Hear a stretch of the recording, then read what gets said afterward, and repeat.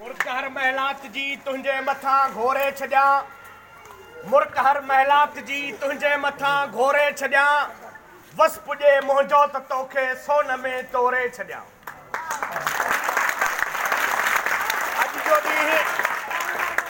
अॼु जो ॾींहुं उस्ताद जे अज़मत जो ॾींहुं आहे ऐं उस्ताद उहा हस्ती आहे जेका असांजे ॿार खे फर्श तां खणी अर्श ते पहुचाए थी माउ पीउ हुनखे ॼणे छॾीनि था हिन समाज में पर उस्ताद जीअं बुत तराश हूंदो आहे ऐं जॾहिं पथर खे घड़ींदो आहे त उन मां मूर्ति ठही पवंदी आहे तीअं हिन ॿार खे जंहिंजी निशान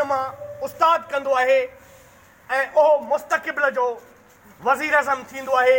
मुस्तक़बिल जो जज थींदो आहे मुस्तक़बिल जो मुनसिफ़ थींदो आहे पर उन में सॼो जेको किरदारु आहे उहो उस्ताद जो आहे बदकिस्मती आहे त असांजे मुल्क में असांजे धरतीअ ते बाक़ाइदे जेके तइलीमी पॉलिसियूं हुजणु खपनि उहे न आहिनि न त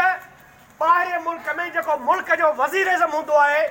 जॾहिं रिटायर थींदो आहे या हुनखे हटायो वेंदो आहे त हुनखां पुछो वेंदो आहे त तोखे छा घुरिजे त हू चवंदो मूंखे उस्ताद जी पोस्ट ॾियो तव्हां उस्ताद उन करे उस्ताद जी उहा अहमियत ऐं उस्ताद बुखारीअ चयो आहे त समुंडनि खे हूंदा किनारा पिया आहिनि पहाड़नि में वोड़ियो त चारा पिया आहिनि जे जरकी जीअण जे फ़ैसिलो आहे पको त हिन जूए में जीअं जीअरा पिया आहिनि जेके पंहिंजो नूर निचोए हिन मासूम गुलनि जहिड़नि ॿारनि खे अज़ीम अर्श ते पहुचाइनि था हिन जा महिमार थियनि था हिननि जी तरक़ी हिननि जी तंज़ीम हिननि जो अख़लाक बुलंद करे हिन समाज में हिकिड़ी गुलनि जी जेका ख़ुशबू पखेड़ीनि था हीअ सभु गुलनि ऐं हुननि जा माली आहिनि उन करे जंहिं समाज में उस्ताद जी इज़त न हूंदी उहो समाज तरक़ी न करे सघंदो ऐं इन करे हीउ जेको ॾे आहे पूरी दुनिया में मल्हायो थो वञे त हीउ उस्ताद ई आहे जेको दुनिया में तरक़ीअ जो राज़ आहे ऐं मुर्शिद उस्ताद ऐं माउ पीउ इन्हनि जी जेका अज़मत आहे उनखे केरु छुही नथो सघे उन करे असांखे वचन करिणो आहे त असांखे पंहिंजे माउ पीउ जी पंहिंजे उस्ताद जी उहा इज़त करणी आहे जो मुआशिरे जे अंदरि जॾहिं असां भले कहिड़े वॾे उहिदे ते हुजूं पर उस्ताद हुजे त उनखे उते पहिरें पई मिलूं छो त उन उहिदे ते पहुचाइण वारो उहो उस्ताद आहे इन करे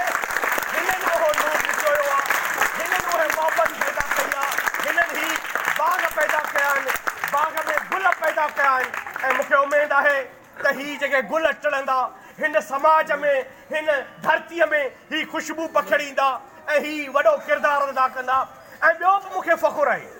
त तव्हांजे ॻोठ जो हिकु नौजवान जेको एॾो पढ़ियल बि कोन्हे पर इहो फ़ख़ुरु अलाह बख़्श बलाल खे आहे जो हिकिड़ो हिते जो नौजवान रहमतुल्लाह बलाल एजुकेशन जे फाइट लाइ सुप्रीम कोर्ट में वञी इन करे अलाह बख़्श बलाल जा माण्हू छो त मुंहिंजी पहिरीं पोस्टिंग 86 में हिते थी हुई ऐं चाचो मोहम्मद बख़्श वारनि जा टुकर मूंखे पेट में आहिनि त हीउ महिमान नवाज़ माण्हुनि जो देश आहे हीउ धरतीअ धणियुनि जो देश आहे हीउ प्यार करण वारनि माण्हुनि जो देश आहे उन करे जेके मोहबतूं ऐं प्यार जेकॾहिं असीं उस्तादनि खे ॾींदासीं त हू हिन समाज खे हू हिन धरतीअ खे गुलो गुलज़ार कंदा आख़िर में आउं इहो ई चवंदुसि त वेठे जिनी वटि ॾुखंदो दूर थिए तन तॾहिं सी घटि ओॾा ॾे पखड़ा